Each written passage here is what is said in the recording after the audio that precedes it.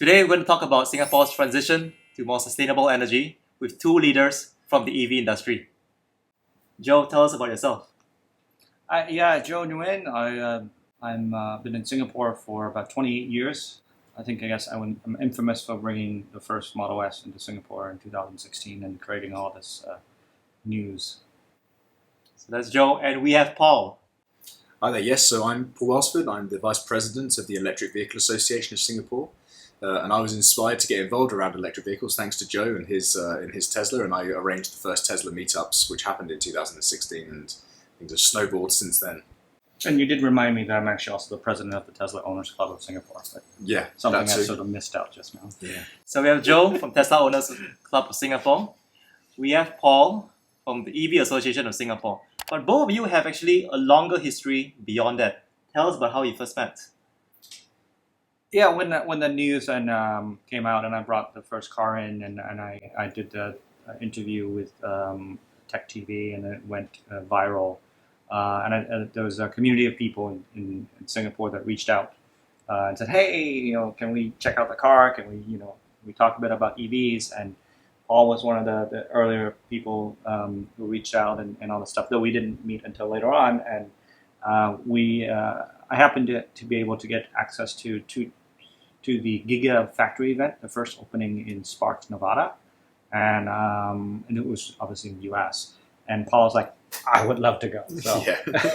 So I remember because nobody was taking it up, and you posted it on the Facebook group, and nobody was biting, and I knew that I was going to be closer to America than I would have been in Singapore, but still pretty far away over in Shanghai. But I decided, screw it, I'm just gonna go over there. So I managed to change my flight booking to fly over to the States. Met Joe for the first time in Reno, and we drove from there to the Gigafactory. Yeah. And it was a week later. It was literally a week later that we had that first meetup in Singapore. In Singapore of the enthusiasts. It almost feels like a plot of a rom-com, like Sleepless in Seattle, two strangers destined to meet in the Gigafactory. In the Gigafactory. And you went to the Gigafactory recently in Berlin as well. Yes. Was very fortunate to visit Gigafactory Berlin last month and see Elon Musk, the man, live face to face. There were like 20 people in front of me, but at least my real eyes saw him. Joe, tell us about the mission of Tesla Owners Singapore. Yes, so we're an owners association in Singapore of Tesla owners. And we would like to enhance Tesla's mission of sustainable transportation as a whole. And it is not just about Teslas. It is about that adoption of electric vehicles. And Tesla is just the most popular one, and now in Singapore even more popular than ever before, with Tesla being in country. So it is about sustainable transport. It's an official Tesla club. You will find it on engage.tesla.com on Tesla's official website. I'll put a link down in the description where you'll find the Telegram group as well as the Facebook page if you want to meet Singapore's community of Tesla owners. And Paul, what is the mission of EVAS, the EV Association of Singapore? Yeah, so we have sort of three pillars to what we're trying to do. So the first one is we're trying to promote. So it's promoting the use of electric vehicles, the promotion of sustainable transportation. That's really what we're trying to do. The next thing we're trying to do is create a platform. We realise that there's many different stakeholders, there's many different technologies out there, and really providing a place where that knowledge can be shared and can be disseminated and shared between the different industry partners. This is the other thing we're trying to do, create the standardization of this platform. And the last thing is partnership, because we definitely see that there is the need for partnership between EV drivers and EV enthusiasts, the industry, people who are actually building the EVs, building the charging infrastructure, funding it, all of those different stakeholders, and also the government. And being sort of in the middle of all three of these major units is really what we're trying to do. So it's those three P's. So platform, partnership, and promotion.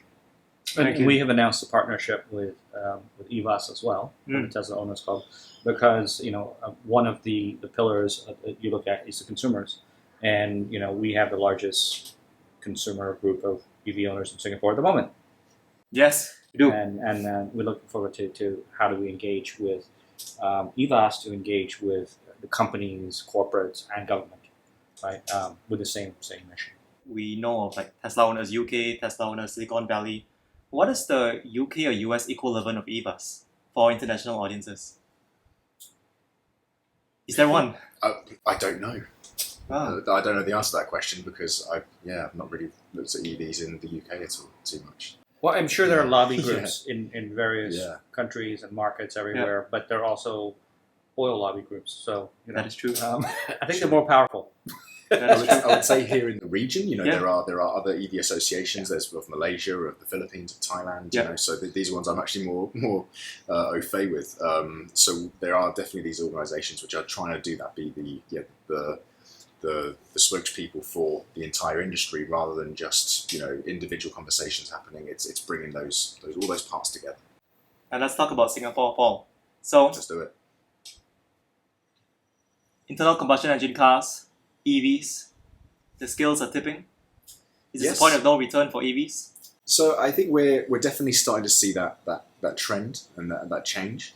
We look at some of the statistics of what's happened in 2021. We've already now, as of filming, we've doubled the number of EVs in Singapore compared to the start of the year. So we've doubled, and that's in all of the different areas. That includes buses, two wheels, light good vehicles, everything. We've doubled the number of EVs in Singapore. If we look at the numbers which happened in September, we actually really saw a huge jump in the number of EVs which were registered. So the numbers are still small though. I mean, we're talking about 2,800 EVs in Singapore right now, out of a population of nearly 1 million. So we're not even at a single digit percentage when it comes to the number of EVs on Singapore's roads. But when you look at September's numbers specifically, there was nearly 500 EVs registered in that month. It was about 8% of all of the vehicles registered in September were pure electric. I'm not even talking about plug-in hybrids. Pure electrics was nearly 8%. So that's quite a big shift compared to the fact that it was less than 1% at the start of the year for a single month. So it's a huge difference there. Now, we are seeing some effects of the issues around the supply chains when it comes to microchips is slowing down that, but what we're really seeing is the demand is there. Yeah. There's a huge pent-up demand which is growing in Singapore. It's now the supply which needs to be able to meet it as well. So we're seeing more brands coming into the market. I think Polestar started talking about them being on offer in the last few days as well.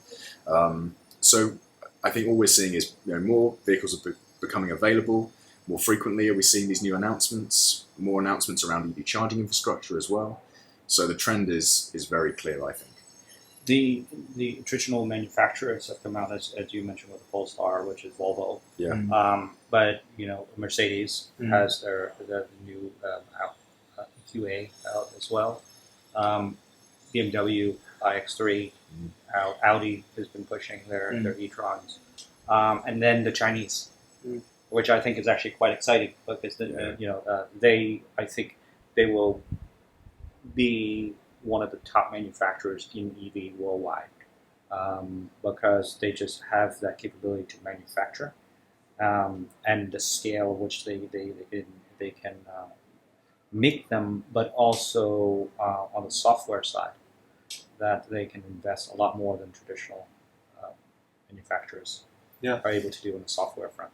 So that's quite encouraging. I think agree with Paul. It's great beginnings. And for the Chinese brands, there's also very strong government support. For Chinese government, national priorities are AI and also electric vehicles. That's a perfect intersection with what's going on in the industry. Joe, as the first Tesla owner in Singapore, seeing all that has progressed in the past few years, official Tesla Club, official Tesla deliveries, how do you feel about the journey? It's about time. It's about time. Honestly, I mean, when I got the car, I got it from Hong Kong, right? Yeah. And Hong Kong was already, way ahead, and they had incentives and so on, zero tax, right, for cars there. And so, from the perspective now is, it's finally coming, and it's finally here, and at a good time, as we said, more manufacturers and more choices for consumers, and obviously the government's help. More recently with the various rebates and things like that, and the announcement that they want to phase out pure internal combustion engine cars. Right? So good. And Paul, sometimes there's benefits of being a late mover. Like in some places, they didn't have 3G, they go straight to 4G in telco. What's the benefit of being a late mover in the EV movement here in Singapore? I think one of the benefits is probably going to be the fact that more affordable vehicles are going to be available sooner. So other countries, and Norway is a country which is often spoken about as being a bastion of electric vehicle adoption, has had to go through many years of subsidies to be able to support the uptake of electric vehicles. They've been supporting since, I think, 2015, if not a little bit earlier than that, to really drive up the use of electric vehicles.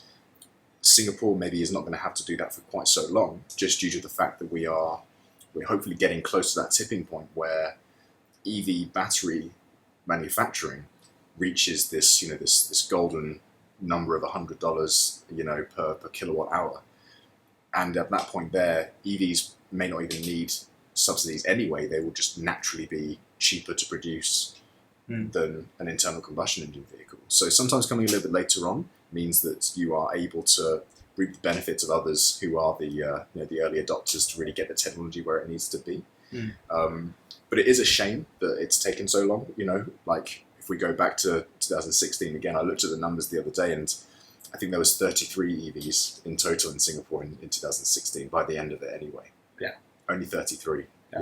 And most of those were the test bed ones.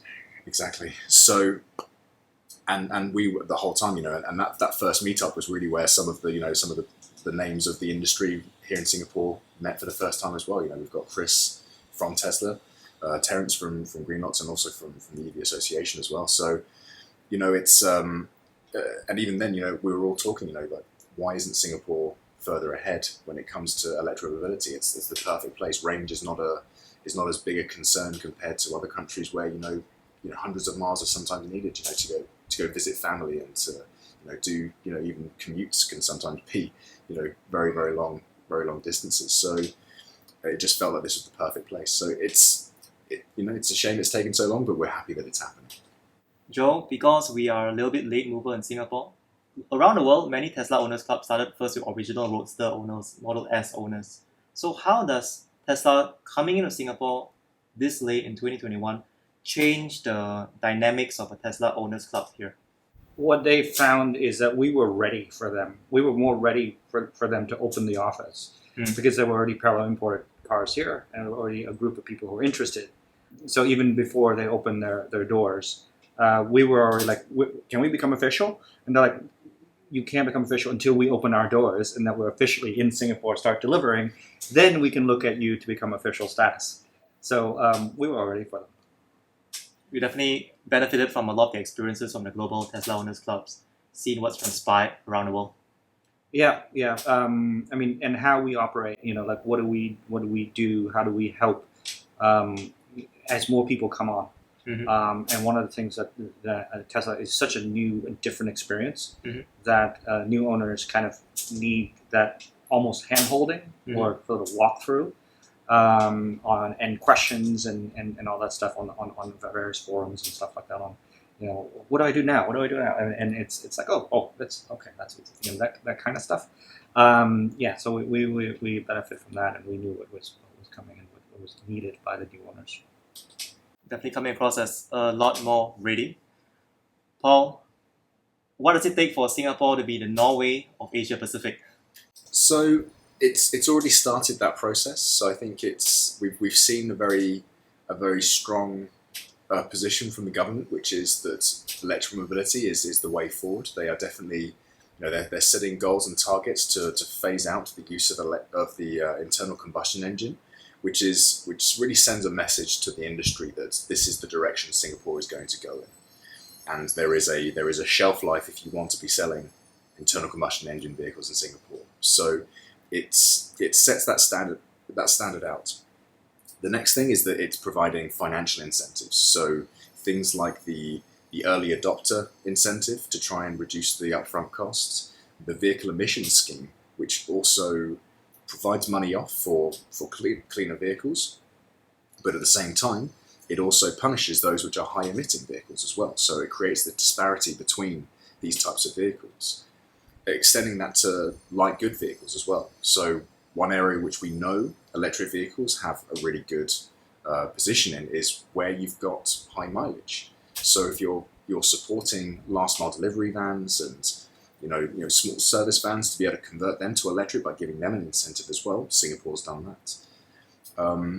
Revision of things like road tax. So the road tax is still maybe something which we'd kind of prefer to be a bit better again, but compared to where it was, a few years ago, I remember. It's a heck of a lot better, right? It's a heck of a lot better. I mean, I still remember, us looking at the numbers, I think about 3 years ago, and the road tax for a Hyundai Kona was the same as a Mercedes E-Class, and we were just like, I don't know how you square that circle, right? Yeah, my road tax for the Model S when I first got it in 2016 was $6,303 a year, and that is the same as, I believe, a Ferrari V8 or whatever, ridiculous. And it's now, I think, around under 3,000. Half. Yeah, less than half.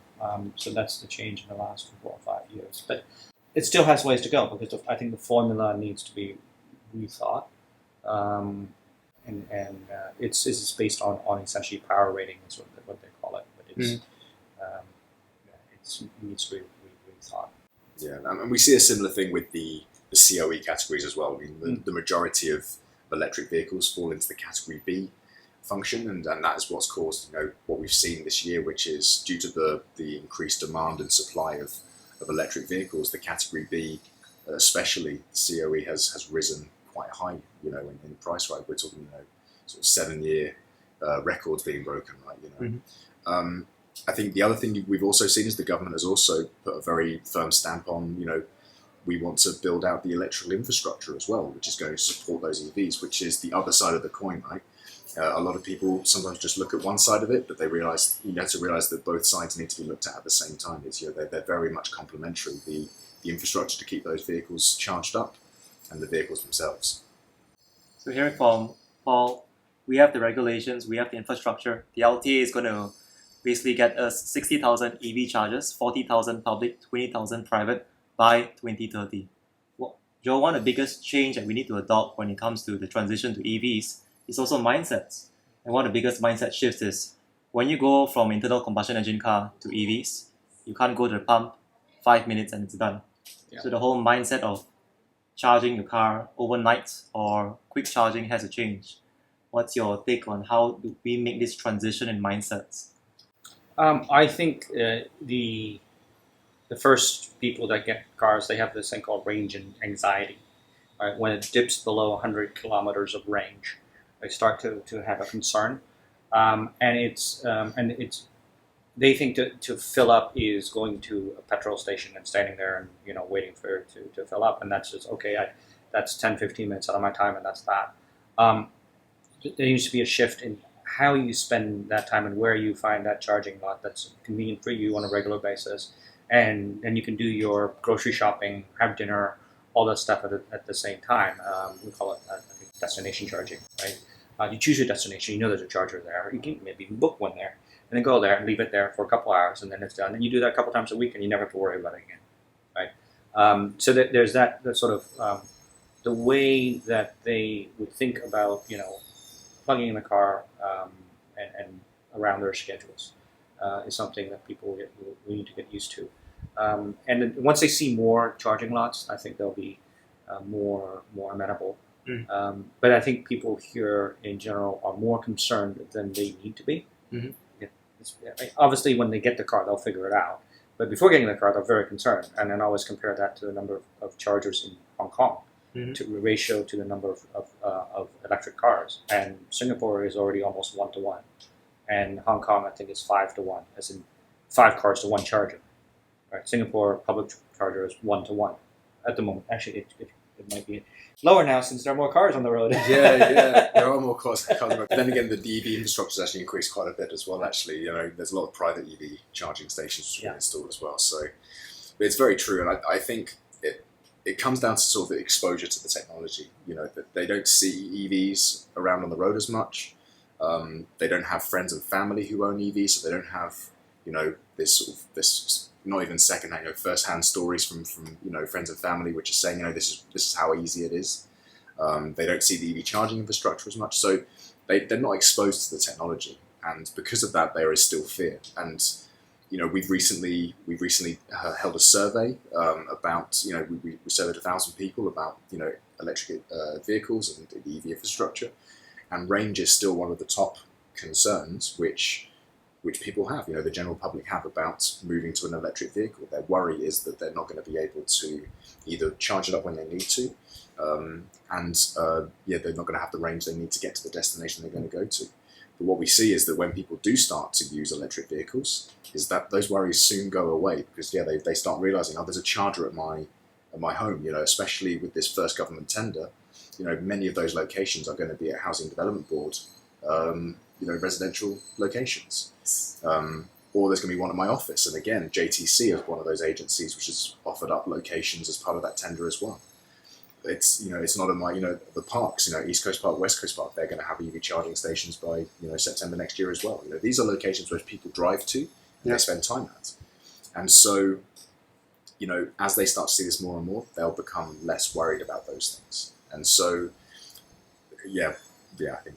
And the cost as well of operating, even on a public, using a public charging network, and it's around 50 cents per kilowatt hour.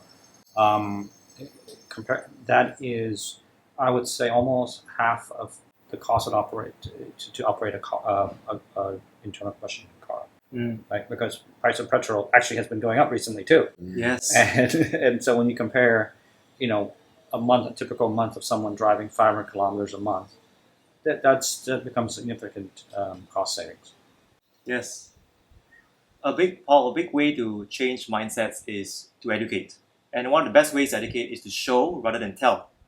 And the best way to show is when the public gets exposed to EVs. Most adults in Singapore have spent decades in internal combustion engine cars. And so what's happening, like say Hertz in the US, 100,000 Tesla purchases, Uber gets it. What are we doing in Singapore to get the public to be exposed, to ride on EVs, whether it's ride-hailing fleets, taxi fleets, public transportation, car rental? So Singapore's had quite a good success story actually in the last few years, which is Blue SG.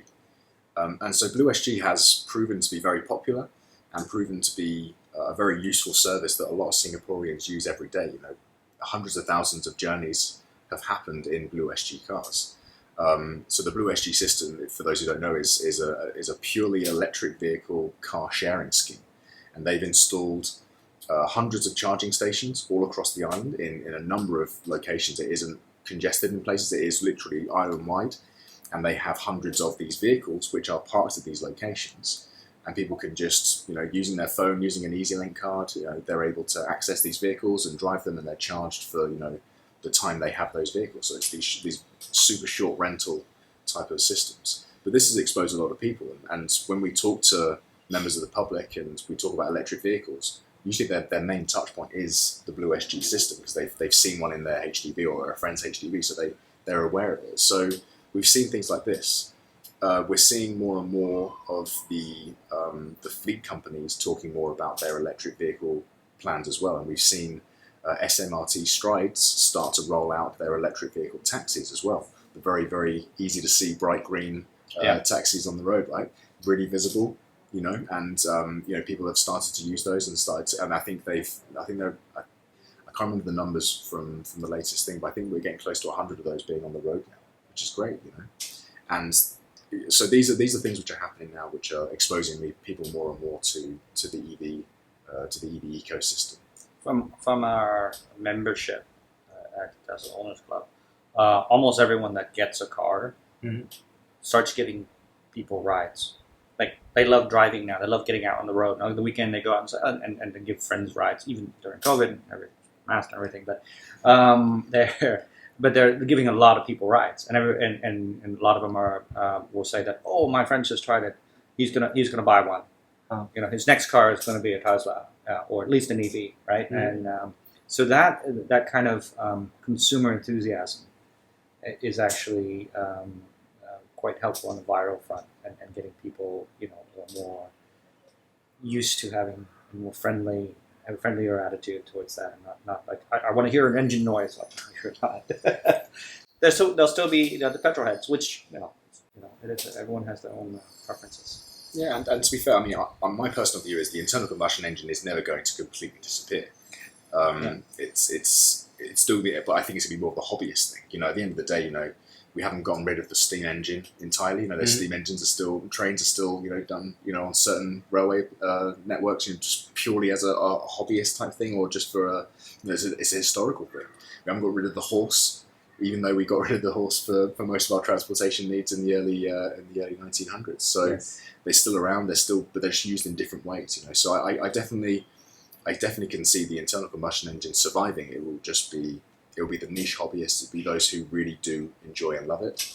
When it comes to 99.99% of all the transportation which happens, it will be electrified. Yeah, I mean, for me, I'm curious about the hybrids, right? How Yeah. long the hybrids will be around. I mean, that was the first move, right, with Toyota, with the Prius and everything, and everyone started doing hybrids. And I never got a hybrid, right? Only because I'm an engineer by training. I'm like, so you have both kind of drive systems in the car, and there's just more things to go wrong. Now, Toyota did a great job with Prius, and so it wasn't, it didn't have that many issues. But I always like, it's actually doubling the amount of the drivetrain, the just moving parts, all that kind of stuff. That just it just to me was always like, it's a step. It was always a step, and how long will before they just stop? People just buy straight. EVs. I was going to say, actually, I get the feeling it's going to be more consumer pressure rather than anything else. Yeah. That we actually see that shift. And I think we're already starting to see that in a lot of markets where people are just going, well, why would I get the plug-in hybrid when there's all this charging infrastructure around? Yeah. And we're seeing more and more people are more aware of the climate issues. We just had COP26, which had just concluded in the last few weeks, and so it's more and more people are aware of the fact that they have an impact on the planet, and if they can get a vehicle which has even less impact, I think they're going to make those decisions as well. And as we make the shift from internal combustion engine to majority, not 100%, but 98, 99% EVs, something has come full circle as well. Singapore stopped car manufacturing in the 1980s when the Ford factory closed. But then Jurong is now hosting a future Hyundai innovation center that they're actually going to manufacture EVs. What's that signal for Singapore, Paul? I think it signals that Singapore is not just going to sit on the sidelines and just bring in these vehicles and bring in this technology from elsewhere. It wants to maybe be the epicenter of this sort of new emerging technology in Southeast Asia. A lot of neighbouring countries have obviously been involved in vehicle manufacturing and vehicle assembly over the last few decades as well, and they've sort of taken up that mantle after Ford went away. But I think Singapore, it's a real clear indication to say that we're here to really invest in this technology, not just reap the benefits from it. And that's huge. 4 decades and auto manufacturing is coming back to this small island nation. Joe, from a Tesla perspective, what else could Tesla bring here? Maybe not a gigafactory, but battery manufacturing, more R&D. I would like to see. I would actually seriously like to see solar. Singapore adopt more solar. We are adopting solar. We've got reservoirs that we've got solar farms on reservoirs, and we have a lot of sun year round. Roughly 14 hours a day. So there's a lot of free energy. Now the issue with solar has always been, okay, compete in the grid, but you can't store it. Yep. How do you store it, right? And from me, following Tesla for so long, when they bought or absorbed SolarCity into their offerings and it became part of Tesla, I think Tesla going forward is not just a car company, right? It is going to be a sort of efficient power type company, and solar and their battery packs that they've developed, which are lithium ion as well, are much better than the current storage that essentially lead acid batteries that are being used right now. So I would love to see solar panels everywhere, Mhm. and battery packs so that we can actually keep that energy and use it in the evening. Right? I mean, I have this vision in my head where cars we plugged in all the time, electric cars, right? And during the day, that becomes our reservoir. The cars become our reservoir, and you go and you plug it in at home. You draw energy from that in the morning. You go to the office, you plug it in.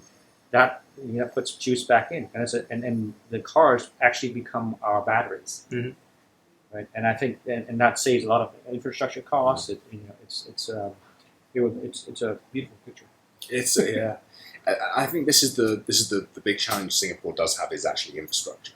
So Singapore, obviously being a small island nation, has really it's had to maximize space Yep. as much as possible and maximize everything it does and utilize things and be as efficient as possible. And what that leads to the power being available at certain sites, really being for whatever the site needs. Yeah. And even when you look at like car parks, it's like, okay, we're trying to squeeze as many car park lots as we can in. And then when you start looking at, well, how do we do the charging infrastructure? It suddenly becomes quite difficult because it's like, well, we need the extra power to be able to power these charge points.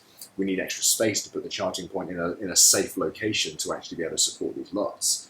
And so we're hearing from our charge point operating members and partners that this is one of the biggest challenges is how do we actually roll out this infrastructure in a not only just for now for these vehicles coming on the road now, but also by 2030 when we need to have 60,000 of these and if we see a 5-to-1 ratio, that's 300,000 EVs which are going to be on the road.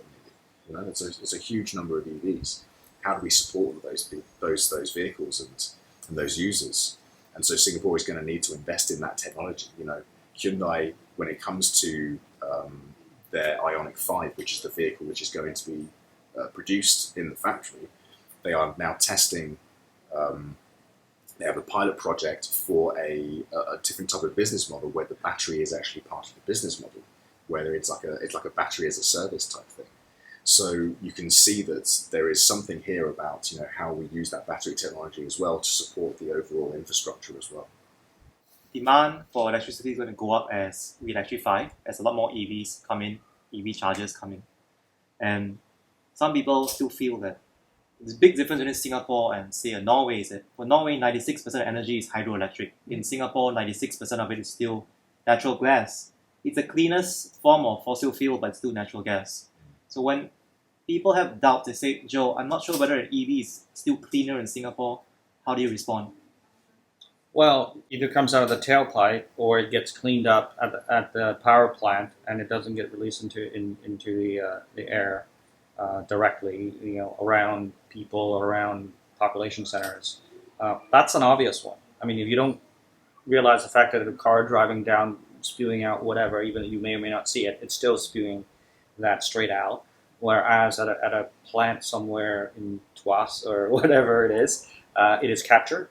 And there are actually technologies out there to capture that and convert it into, whether it's dry ice or whatever it is, that carbon dioxide, convert it into a usable carbon side instead of releasing it to the air. Mm.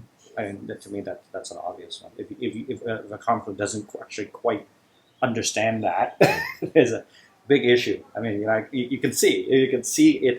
It's and some of the older trucks, you can see, stuff. Yes. Yeah. If you don't realize that, and that's it's right in front of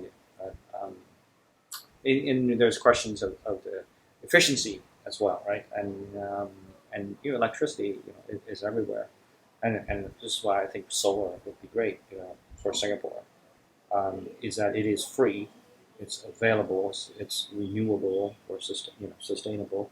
We're not reliant on oil being shipped in from the Middle East or wherever, right? Yep. And because we have to import everything, the less we import, the better Singapore is off. Yes, more energy security. Paul, one of the obvious benefits of EVs is, again, less emissions, it's more sustainable. What else are the understated benefits of the transition to EVs? So maybe one of them would probably be noise pollution as well. I think we might see a situation where the roads are a little bit quieter. I'm definitely looking forward to the two-wheel vehicles becoming electrified, because I think they're the ones who produce maybe the biggest amount of noise. Yes. So I used to live over in West Coast and Clementi area, overlooking the AYE, and it was always the scooters which were going Late down night. going down the late Two-stroke. night. Oh yeah, that was the one which would cut through the air Yeah. quite easily. Yeah. That sound, right? So I'm looking forward to those becoming electric, because they will be a heck of a lot quieter. But I think something which Joe mentioned about the emission side of things actually is really, really important, because the removal of emissions by the roadside is going to have a marked improvement on the air quality where people are walking and living, and moving that over to other locations, to the power plant, is going to have a huge difference just for the health and well-being of the population in Singapore. Yes, and as the aging population, healthcare costs are growing.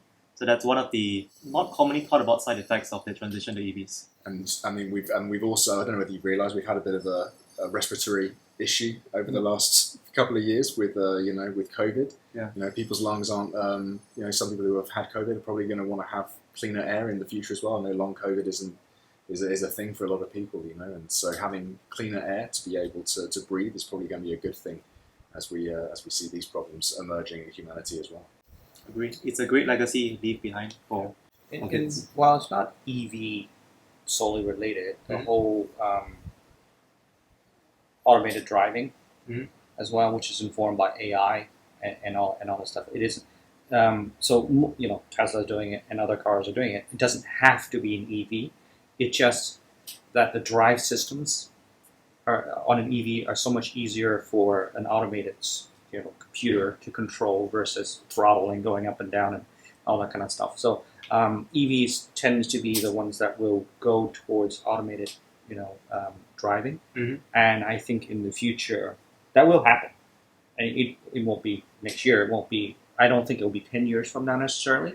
But there will be a day when you may not even own a car. You just own share of a vehicle usage. And the Jetsons, right? The Jetsons don't drive, right? The Jetsons, they just sort of, and then you get in, and it goes off and he reads his newspaper, right? Yeah. That will happen. I mean, I love driving, but I think my kids are just getting from one point to another. That's all it is. And we're already being programmed to do that with the advent of the rideshare applications, right? Grab, Gojek, Uber. These apps are already showing that a lot of young people are not interested in learning to drive anymore. They're like, well, why should I? I just take my phone out, push a few buttons, and then a car appears and takes me where I want to go. Yeah. Why would I spend all this money, doing this stuff? And so, we're seeing a lot of that happening as well. So just the want to drive is coming down as well. In the future, driving will be something that people want to do, not a chore, never a chore. Like riding a horse today. No one is forced to ride a horse. They choose to ride a horse. Let's talk about the future. Paul, what's ahead and in store for us for EVAs in 2022? So in 2022, we're really hoping that with the COVID situation coming under more control, that we're going to be able to start doing many more in-person events and actually starting to get more and more people around electric vehicles and learning more about electric vehicles. We've struggled over the last 18 months to really be able to find an event which we wanted to be able to do virtually, which would actually, we feel, move the needle a little bit more when it came to promoting electric vehicles. So we're really hoping in 2022 we're going to be able to move back to that sort of world where we can host real in-person events. We're really looking forward to obviously the partnership with Tesla and the owner group. See what we can do here to really, like I say, leverage the owner group's position in being one of being the largest group of electric vehicle owners in Singapore. How do we leverage that position to be able to continue to build on what we've seen in 2021? In 2021, we've definitely seen this increase in that demand. Many more of those walls which people have put up around themselves to fend off the EV oncoming. They've started to take a few of those bricks down, and they've started to peek over the edge and start going, no, actually, I'll have a look at this EV thing. It might be actually worth going for. Something we did this year is we launched our first EV guide, and we are now in the process of updating that. So we're looking forward to releasing the new EV guide. Whether that's going to come out in early next year or late this year, we're not sure yet. We're still working on it. But that's going to be another step in improving that education. You mentioned that before, Darren. Exposure comes down to education. It comes down to really letting people know what the EV is about, answering those questions. So one of the questions which we have in there, the frequently asked questions is, isn't it just moving the emissions from here to there, and it's exactly the same? And we're saying, well, no, it's not. Yes, it is moving it, but it is also reducing it. The power plant is a heck of a lot more efficient at turning that chemical energy from fossil fuels into electricity than an internal combustion engine in a car. It's a lot less energy intensive to do that. So we answer all these questions and really help to help to explain, we hope in layman's terms, for any potential EV owner to understand what they would need to do. Sounds like a we big deal. think, we want to do more live events, right, with our membership, with with EVAs and everything, and we'd love to do the get-togethers. It's just we can't at the moment. So when that releases, we'll do more. I'd love to organize a track day. Right, I think a lot of people are like, I got this beautiful car, but I'm gonna be careful on the road. But I'd love to do a track day, right? And from a next year perspective, Tesla will start taking orders for the Model Y soon. Like I think the next month or so, and to be delivered in Q1 or Q2. So there'll be more models coming out, and I would imagine, I'm guessing here, that they would start taking orders for S's and X's. Yes. Right? There's no reason. It's just getting the deliveries that are currently in demand out the door, training the current staff in Tesla Singapore to actually service and deliver different models. And then I think you'll start to see more of them. So for us, it's going to be more exciting. But we want to engage the community at large. Yeah, I think the other thing we're going to see next year as well is we're going to see a continued ramp up from the government as well. So now that the Land Transport Authority has really now taken full charge over the future of electric mobility here, there are plans for further announcements next year from the LTA on what they're going to do. From their new NEVC, the National Electric Vehicle Centre, really is taking a lead. And I think they can see the buzz which is being created and the hype around electric vehicles. We're going to see the first of those electric vehicle charging stations from that first tender coming online towards the start of next year as well. So I think, I've always, well, I wouldn't say always, for the last couple of years I've been pushing back on the whole concept of chicken and egg. It's the one which everyone talks about. It's the chicken and egg of charging infrastructure and EVs, and I've been pushing back on that because my view is now, well, either the chick's already been born or the egg's broken. Either one, like. We are now in a situation where it's now a feedback loop or a snowball effect, where the number of EVs coming onto the road is really spurring private industry to go, okay, well, we need to invest in EV charging infrastructure. And the further deployment of charging infrastructure, all that does is it's a signal to potential EV buyers that actually getting an EV is not going to be so inconvenient. Yes. And we're going to see this continued feedback loop, and it's just going to increase. The demand's going to increase. It's just the supply meeting it, like you say, with Tesla, and global factors are making it hard for manufacturers of numerous products right now, especially electronic products, thanks to the semiconductor issue. But if those problems are resolved, and it sounds like there's forecasts saying that by mid next year, hopefully, a lot of these problems will be solved. We're going to just see that continued ramp up. The building blocks are there. The snowball is taking shape. It's growing bigger. Fun question to Paul and Joe. Which year would be the first year in Singapore where EVs outsell pure internal combustion engine cars? Do you want me to go first? Yeah, okay. So, I mean, if I had to predict, so I would say that the year where the registrations for that year, the registrations for that year are more EVs than internal combustion engine vehicles. I'm going to say probably 2027, I think, maybe 2026, potentially, depending on, the battery technology. But I think 26, 27 is when, we're over 50% EV. So I'm different in that there are three kinds. Mm-hmm. There's the hybrid. Correct.